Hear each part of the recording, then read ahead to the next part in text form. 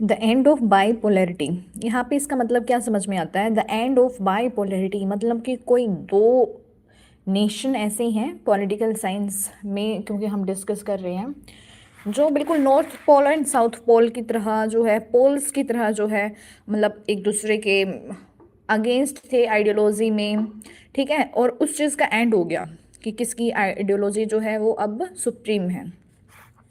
तो the end of bipolarity में हम क्या पढ़ेंगे? सबसे पहले यहाँ पे जो है एक बर्लिन वॉल का जिक्र आया हुआ है। So the Berlin wall which had been built at the fight of the cold war, जो बर्लिन वॉल थी वो इसलिए बनी थी क्योंकि कोल्ड वॉर था, and was its greatest symbol, और इस कोल्ड वॉर का जो है सबसे ग्रेट सिंबल था, was toppled by the people in 1989, and this dramatic event was followed by an equally dramatic and historic chain of events that led to the collapse of the second world and the end of the cold war.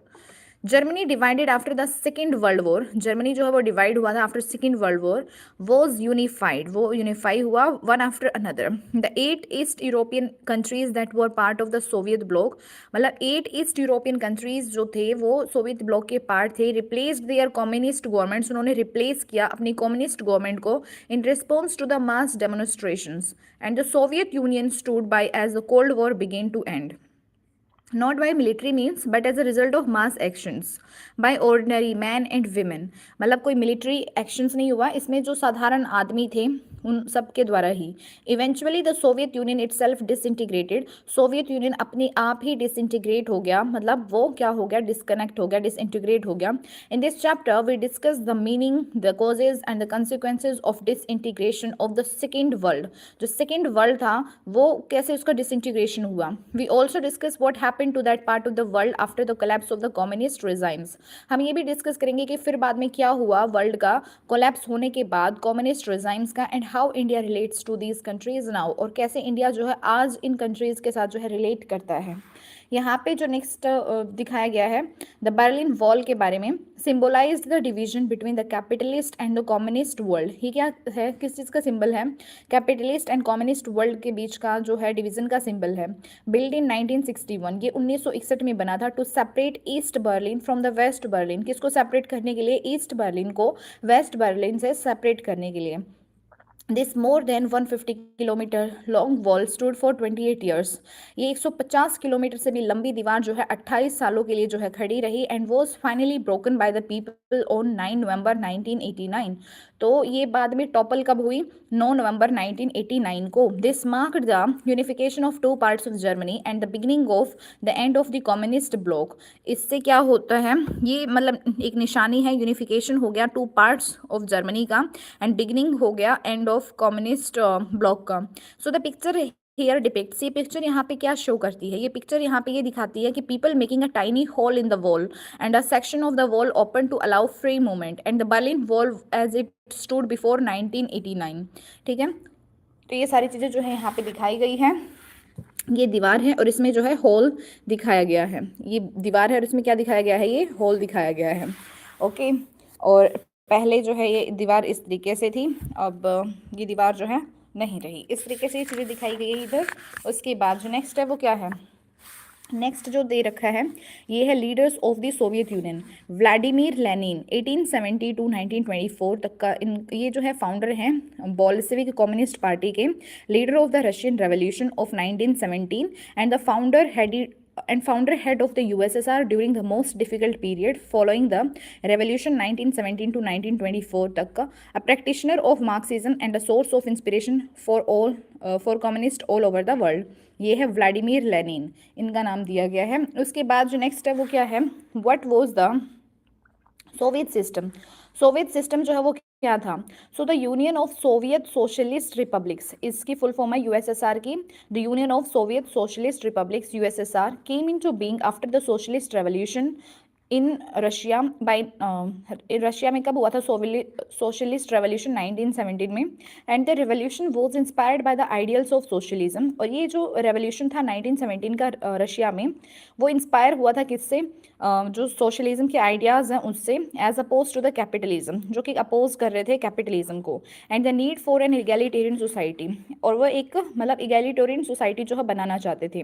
This was perhaps the biggest attempt in human history, ये शायद सबसे सबसे बड़ी कोशिश की गई थी human history में, मानव इतिहास में, to abolish the institution of private property, कि वो जो है एबोलिश करेंगे प्राइवेट प्रॉपर्टी के इंस्टीट्यूशन को, and consciously design a society based on the principles of equality, और वो एक ऐसी सोसाइटी को डिजाइन करेंगे जो इक्वालिटी के प्रिंसिपल पे काम करती हो। In doing so the makers of the Soviet system give primacy to the state and the institution of the party.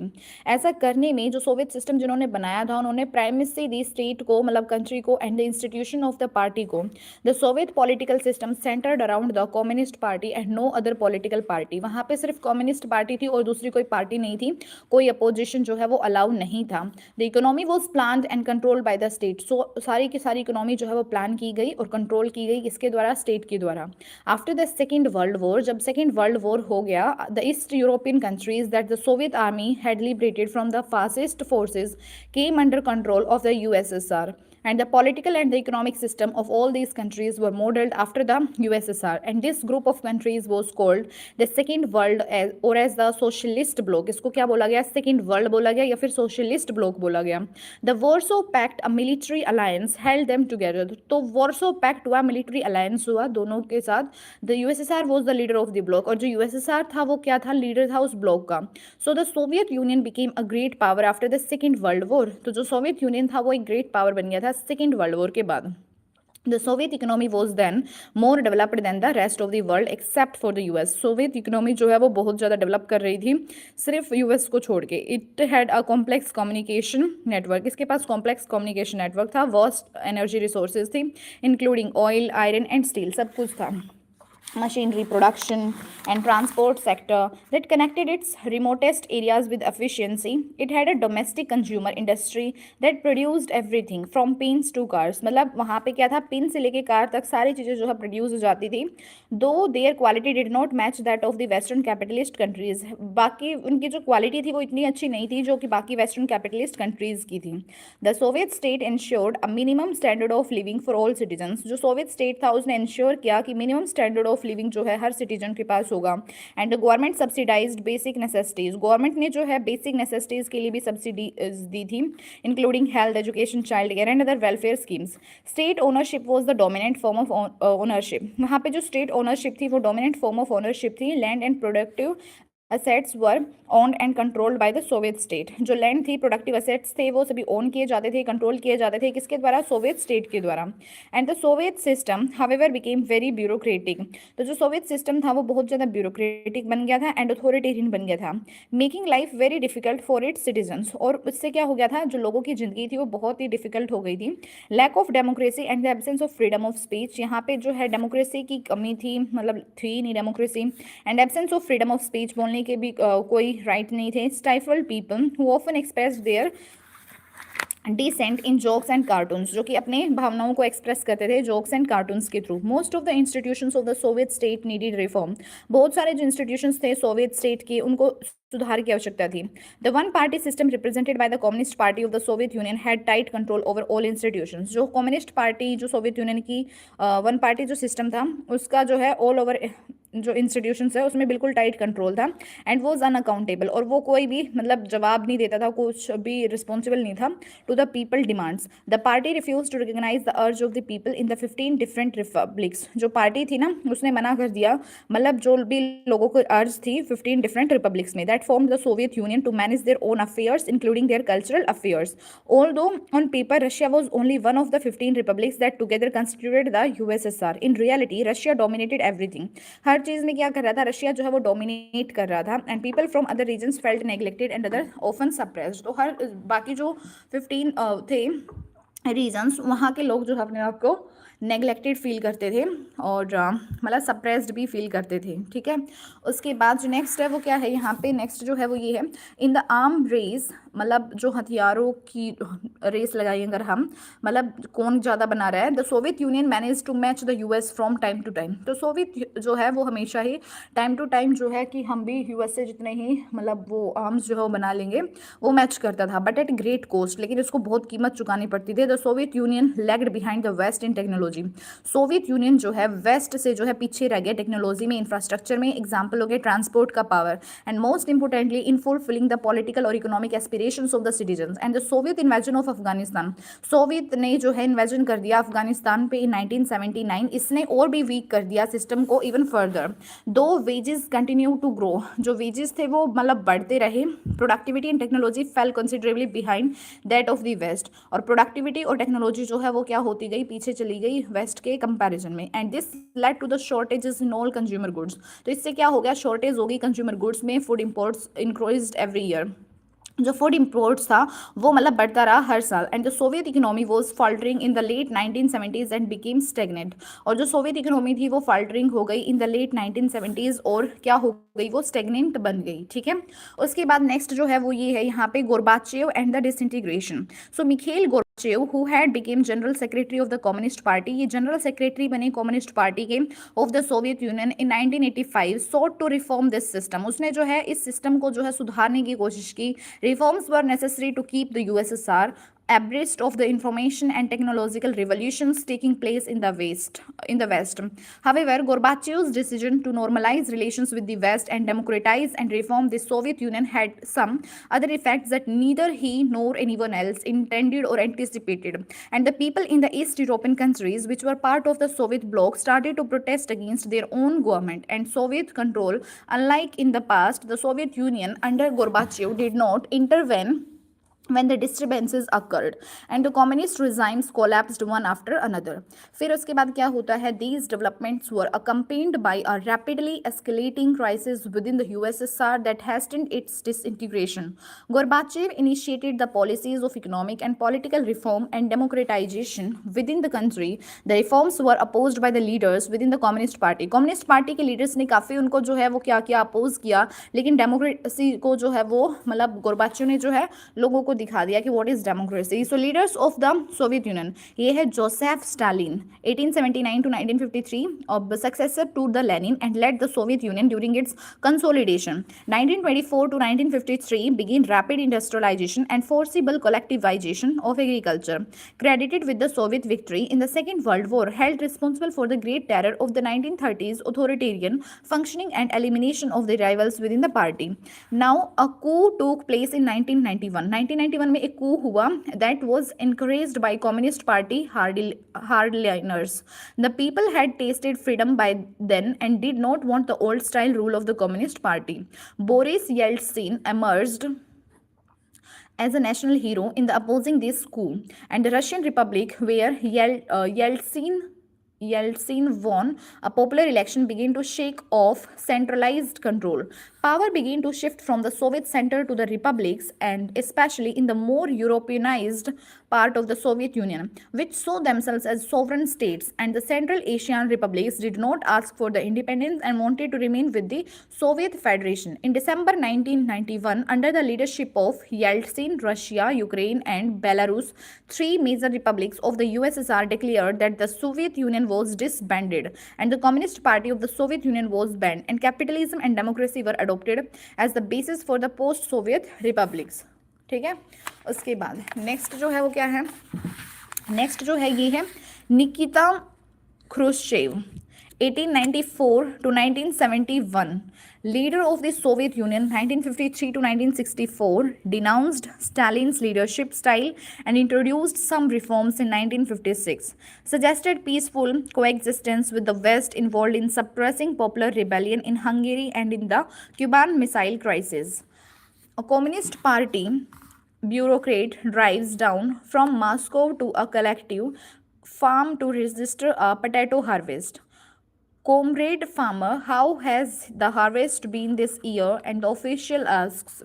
Oh, by the grace of God, we had mountains of potatoes, answers the farmer. But there is no God, counters the official. Says the farmer, and there are no mountains of potatoes either. ठीक है, तो ये dialogues हैं समझने के लिए। उसके बाद नेक्स्ट जो है the declaration on the disintegration of the USSR and the formation of the Commonwealth of independent states CIS came as a surprise to the other republics, especially to the Central Asian ones. The exclusion of these republics was an issue that was quickly solved by making them founding members of the Commonwealth wealth of independent states, Russia was now accepted as the successor state of the Soviet Union. It inherited the Soviet seat in the UN Security Council.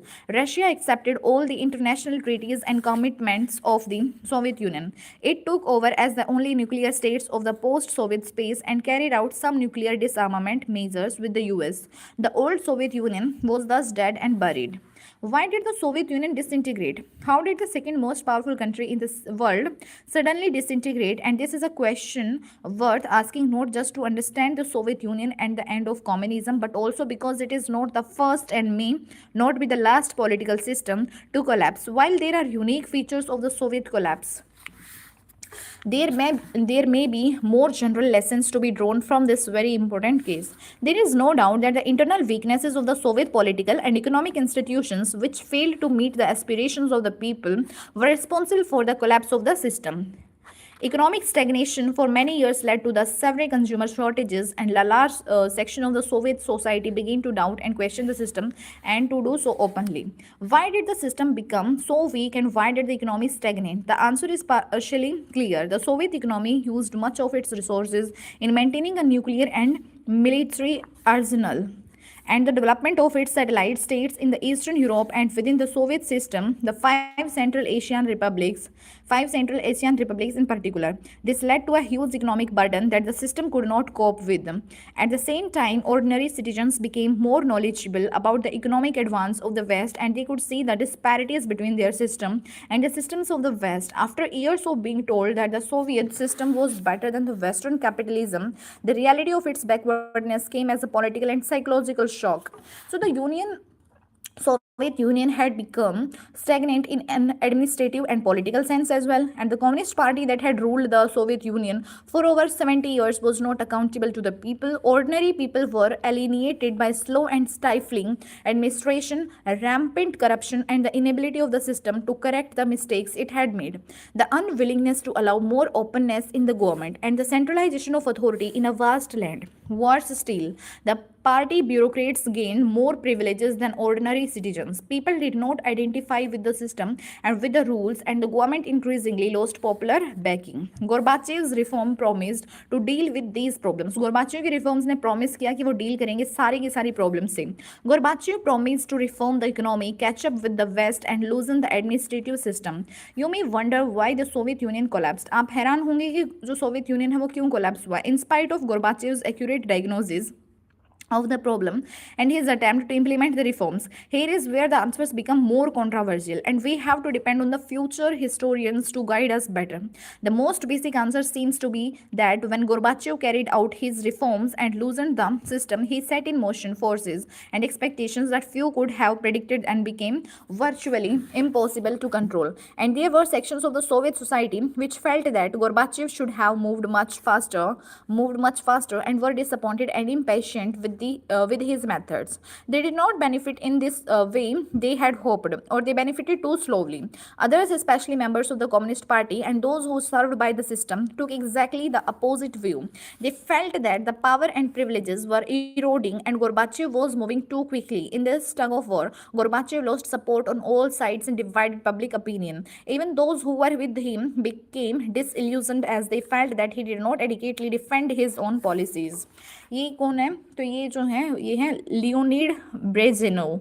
1906 to 1982 की बात है. Leader of the Soviet Union 1964 to 1982. Proposed Asian collective security system associated with the detent phase in relations with the US, involved in the suppressing a popular rebellion in Czechoslovakia and in invading the Afghanistan. ये कौन है? तो वो तो हमने पढ़ लिया था. Leaders of the Soviet Union, Nikita Khrushchev, 1894 to 1971, leader of the Soviet Union, 1953 to 1964, denounced Stalin's leadership style and introduced some reforms in 1956, suggested peaceful coexistence with the West, involved in suppressing popular rebellion in Hungary and in the Cuban Missile Crisis. He is amazed how could so many sensitive people all over the world admire a system like this. ठीक है। अब उसके बाद जो next है वो क्या है, all this might not have led to the collapse of the Soviet Union but for another development that surprised most observers and indeed many insiders, the rise of nationalism and the desire for the sovereignty within the various republics including Russia and the Baltic republics, that is Estonia, Latvia, Lithuania, and Ukraine, Georgia, and others, proved to be the final and most immediate cause for the disintegration of the USSR. Here again, there are differing views. One view is that nationalist urges and feelings were very much at work throughout the history of the Soviet Union, and whether or not the reforms had occurred, there would have been an internal struggle within the Soviet Union, and this is what if of history. But surely it is not an unreasonable view given the size and diversity of the Soviet Union and its growing internal problems. Other things that Gorbachev's reforms speeded up and increased nationalist dissatisfaction to the point that the government and rulers could not control it. ये कौन है, leaders of the Soviet union, Michelle Gorbachev, born 1931, last leader of the Soviet Union 1985 to 1991, introduced economic and political reform policies of perestroika, restructuring and glasnost openness, stopped the arms race with the US, withdrew Soviet troops from the Afghanistan and Eastern Europe, helped in the unification of Germany, ended the Cold War, blamed for the disintegration of the Soviet Union. Ironically, during the Cold War, many thought that nationalist unrest would be strongest in the Central Asian republics given their ethnic and religious differences with the rest of the Soviet Union and their economic backwardness. However, as things turned out, nationalist dissatisfaction with the Soviet Union was strongest in the more European and prosperous part in Russia and the Baltic areas as well as Ukraine and Georgia. Ordinary people here felt alienated from the Central Asians and from each other, and concluded also that they were paying too high an economic price to keep the more backward areas within the Soviet Union. इधर क्या है ये timeline of the disintegration of the Soviet union.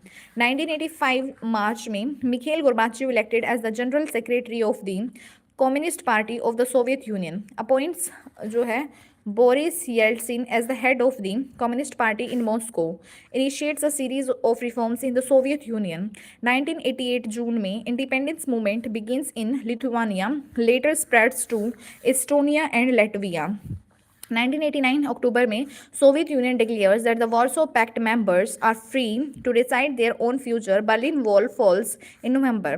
1990 फरवरी में Gorbachev strips the Soviet communist party of its 72-year long monopoly on power by calling on the Soviet Parliament Duma to permit multi-party politics. 1990 March में Lithuania becomes the first of the 15 Soviet republics to declare its independence, and 1990 June में Russian Parliament declares that it is independence from the Soviet Union. 1991 जून में Yeltsin, no longer in the Communist Party, becomes the president of Russia. 1991 अगस्त में the Communist Party hardliners stage an abortive coup against Gorbachev. 1991 सितंबर में 3 Baltic republics of Estonia, Latvia and Lithuania become UN members, later joined NATO in March 2004. उसके बाद 1991 दिसंबर में Russia, Belarus and Ukraine decide to annul the 1922 treaty on the creation of the USSR and establish the Commonwealth of Independent States, Commonwealth of Independent States, America, Azerbaijan, Moldova and Kazakhstan, Kyrgyzstan and Tajikistan, Turkmenistan and Uzbekistan join the CIS. Georgia joins later in 1993 and Russia takes over the USSR seat in the United Nations. 1991 December 25 को Gorbachev resigns as the president of the Soviet Union and the end of the Soviet Union. उसके बाद जो next है वो है ये Boris Yeltsin, leaders of the Soviet Union की बात कर रहे हैं. So the first elected president of the Russia 1991 to 1999 तक रहे थे. rose to power in the Communist Party and was made the mayor of Moscow by Gorbachev, later joined the critics of Gorbachev and left the Communist Party. Led the protest against the Soviet regime in 1991. Played a key role in dissolving the Soviet Union. Blamed for hardships suffered by the Russians in their transition from the communism to capitalism.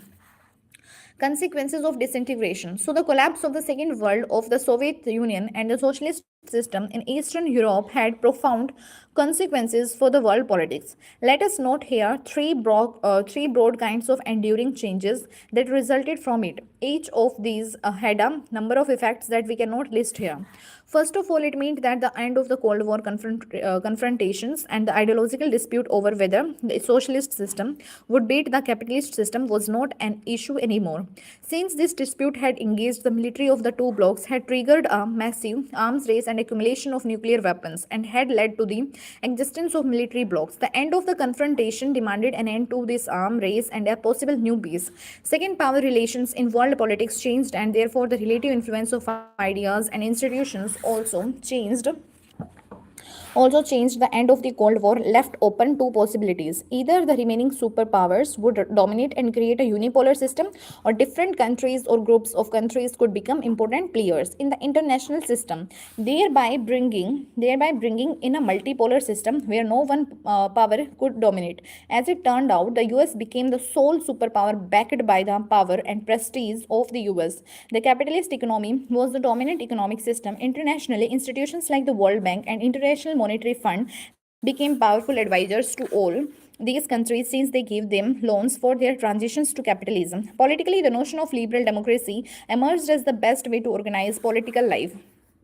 Third, the end of the Soviet bloc meant the emergence of many new countries. All these countries had their own independent aspirations and choices. Some of them, especially the Baltic and East European states, wanted to join the European Union and become part of the North Atlantic Treaty Organization, NATO. The Central Asian countries wanted to take advantage of their geographical location and continue their close ties with Russia, and also to establish ties with the West, the US, China, and others. And thus, the international system saw many new players emerge, each with the each with its own identity, interests, and economic and political difficulties. It is so these issues that we now turn.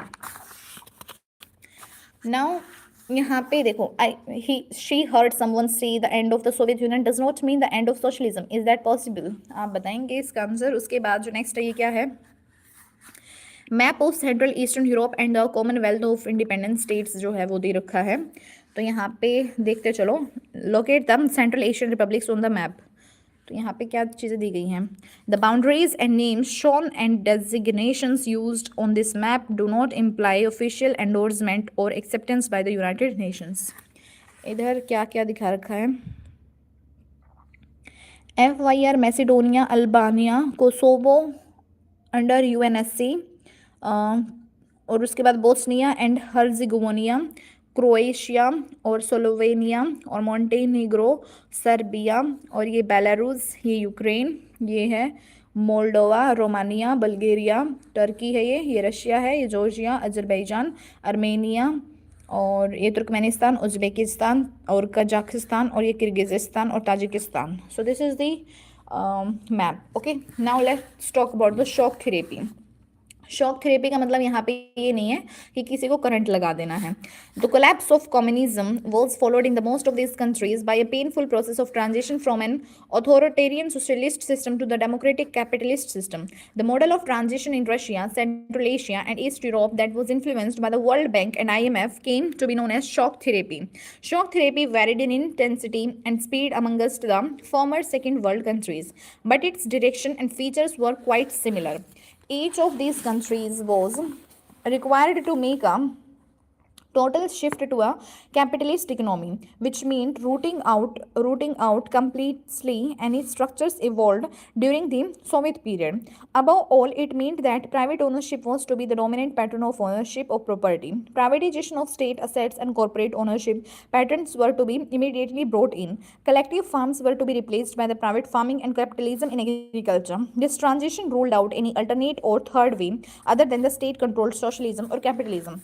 Shock therapy also involved a drastic change in the external orientation of these economies, and development was now envisaged through the more trade, and thus a sudden and complete switch to free trade was considered essential, and the free trade regime and foreign direct investments were to be the main engines of change. And this also involved openness to foreign investments, financial opening up or deregulation, and currency convertibility. Finally, the transition also involved a breakup of the existing trade alliances among the countries of the Soviet bloc. Each state from the bloc was now linked directly to the West and not to each other in the region, and these states were thus to be gradually absorbed into the Western economic system. The Western capitalist states now became the leaders and thus guided and controlled the development of the regions through the various agencies and organizations. Now, consequences of shock therapy. क्या result निकले इसके? So, the shock therapy administered in the 1990s did not lead the people into the promised utopia of mass consumption. Generally, it brought ruin to the economies and disaster upon the people of the entire region. In Russia, the large state-controlled industrial complex almost collapsed as about 90% of its industries were put up for the sale to private individuals and companies. Since the restructuring was carried out through the market forces and not by the government directed industrial policies, it led to the virtual disappearance of the entire industries, and this was called the largest garage sale in the history, as valuable industries were undervalued and sold at the throwaway prices. Though all the citizens were given vouchers to participate in the sales, most citizens sold their vouchers in the black market because they needed the money. The value of the ruble, the Russian currency, declined dramatically, and the rate of inflation was so high that people lost all their savings. The collective farm system disintegrated, leaving people without food security, and Russia started to import food, and the real GDP of Russia in 1999 was below what it was in 1989. The old trading structure broke down with the no alternative in its place. The old system of social welfare was systematically destroyed, and the withdrawal of the government subsidies pushed large sections of the people into poverty. The middle class were pushed to the periphery of the society, and the academic and intellectual manpower disintegrated or migrated. A mafia emerged in the most of these countries and started controlling many economic activities. Privatization led to the new disparities. Post-Soviet states, especially Russia, were divided. So I can see the shock, but there is the therapy. Why do we talk in such euphemisms? He can see the shock, but there is the therapy. Why do he talk in such euphemisms? इधर क्या है ये? As a result of the shock therapy, about half of Russia's 1,500 banks and other financial institutions went bankrupt. And this image is that of the Income Bank, Russia's second largest bank that went bankrupt in 1998. As a result, the money of 10,000 corporate and private shareholders was lost along with the money kept in the bank by the customers. ठीक है? Now, what is the difference between the nationalism and secessionism? If you succeed, you are celebrated as a nationalist hero. If you fail, you are condemned for the crimes of secessionism. इधर क्या है ये?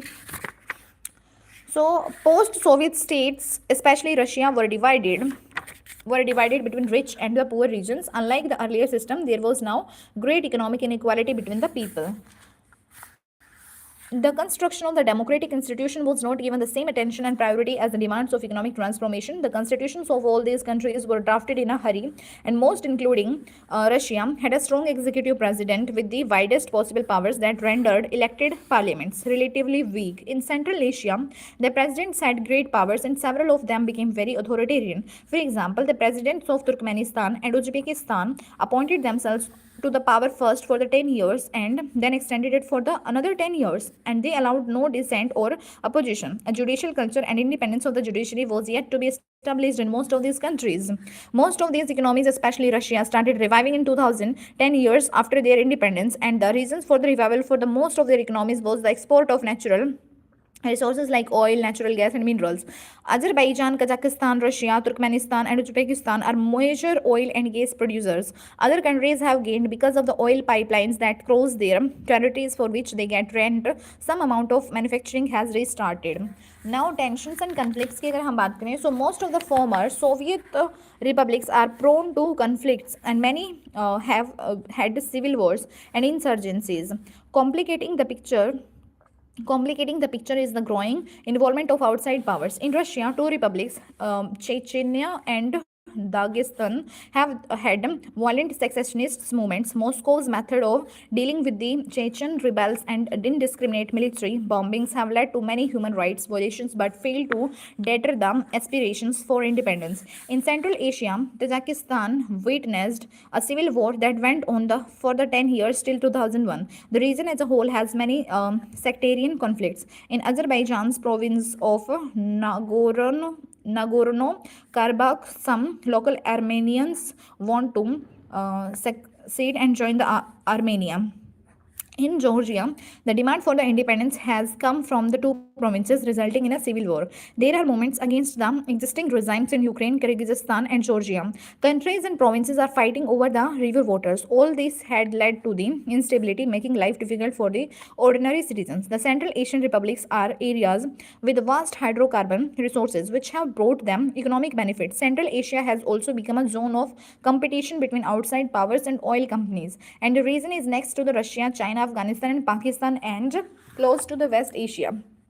After 11 September 2001, the US wanted military bases in the region and paid the governments of all the Central Asian states to hire bases and to allow airplanes to fly over their territory during the wars in the Afghanistan and Iraq. However, Russia perceives these states as its near abroad and believes that they should be under Russian influence. China has interests here because of the oil resources, and the Chinese have begun to settle around the borders and conduct trade.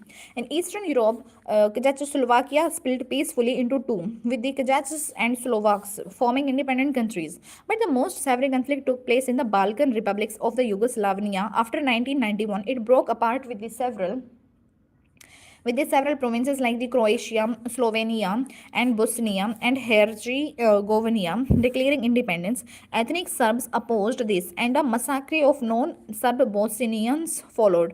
The NATO intervention and the bombing of Yugoslavia followed the inter-ethnic civil war. India and post-communist countries. India has maintained good relations with all the post-communist countries, but the strongest relations are still those between Russia and India. India's relations with Russia are an important aspect of India's foreign policy. Indo-Russian relations are embedded in a history of trust and common interests and are matched by the popular perceptions. Indian heroes from the Raj Kapoor to Amitabh Bachchan are household names in Russia and many post Soviet countries. One can hear Hindi film songs all over the region, and India is part of the popular memory. Russia and India share a vision of a multipolar world, or what they mean by a multipolar world.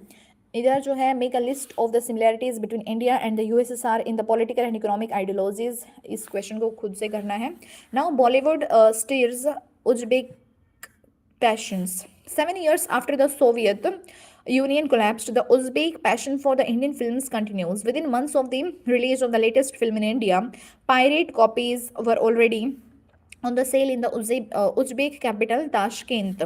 Mohammad Sharif Pat runs a shop selling Indian films near one of Tashkent's biggest markets.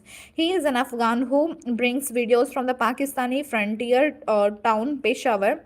There are many people who love Indian films here. I would say at least 70% of the people in Tashkent buy them. We sell about 100 videos a day. I have just to put in an order for 1,000 more. He says the Uzbeks are Central Asians. They are part of the Asia. They have a common culture. That's why they like Indian films. Despite the shared history, for many Indians living in Uzbekistan, the passion the Uzbeks have for their films and film stars has come as a bit of a surprise. Wherever we go and meet local dignitaries, even ministers or cabinet ministers, during our conversation, it is always mentioned, says Ashok Shamer from the Indian embassy in Tashkent. This shows that Indian films, culture, songs, and especially Raj Kapoor have been household names here. Most of them can sing some Hindi songs. They may not know the meaning, but their pronunciation is correct and they know the music. He says, I have found out that almost all my neighbors can sing and play Hindi songs. This was really a big surprise to me when I came to Uzbekistan. ठीक है, ये report है BBC के द्वारा. Central Asia correspondent Louise Hidalgo. उसके बाद जो next है वो क्या है, यहाँ पे जो नेक्स्ट है flashback India and the USSR. During the cold war era, India and the USSR enjoyed a special relationship which led critics to say that India was part of the Soviet camp. It was a multi-dimensional relationship. Economic, the Soviet Union assisted India's public sector companies at a time when such assistance was difficult to get. It gave aid and technical assistance for the steel plants like Bhilai, Bokaro, Vishakhapatnam, and machinery plants like Bharat Heavy Electronics Limited, etc. The Soviet Union accepted Indian currency for trade when India was short of foreign exchange. Political, the Soviet Union supported India's positions on the Kashmir issue in the UN. It also supported India during its major conflicts, especially during the war with Pakistan in 1971. India too supported Soviet foreign policy in some crucial but indirect ways. Military, India received most of its military hardware from the Soviet Union at a time when few other countries were willing to part with military technologies. The Soviet Union entered into the various agreements allowing India to jointly produce military equipments. Culture में Hindi films and Indian culture were popular in the Soviet Union. A large number of Indian writers and the artists visited the USSR. ठीक है, इधर हम क्या बात कर रहे थे, इधर हम बात कर रहे थे India and post communist countries. India has maintain good relations with all the post communist countries, but the strongest relations are still those between the Russia and India. India's relations with Russia are an important aspect of India's foreign policy. Indo-Russian relations are order is the coexistence of several powers in the international system. Collective security, in which an attack on any country is regarded as a threat to all the countries and requires a collective response. Greater regionalism, negotiated settlements of international conflicts, and independent foreign policy for all the countries and decision making through the bodies like the UN that should be strengthened, democratized, and empowered. More than 80 bilateral agreements have been signed between India and Russia as part of the Indo-Russian Strategic Agreement of 2001. India stands to benefit from its relationship with Russia on issues like Kashmir, energy supplies, sharing information on international terrorism, access to the Central Asia, and balancing its relations with the China. Russia stands to benefit from this relationship because India is the second largest arms market for the Russia, and the Indian military gets most of its hardware from the Russia. उसके बाद since India is an oil importing nation, Russia is important to India and has repeatedly come to assistance of India during its oil crisis. India is seeking to increase its energy imports from Russia and the republics of Kazakhstan and Turkmenistan. Cooperation with these republics include partnerships and investments in the oil fields. Russia is important for the India's nuclear energy plants and assisted India's space industry for giving. For example, the cryogenic rocket when India needed it. Russia and India have collaborated on the various scientific projects.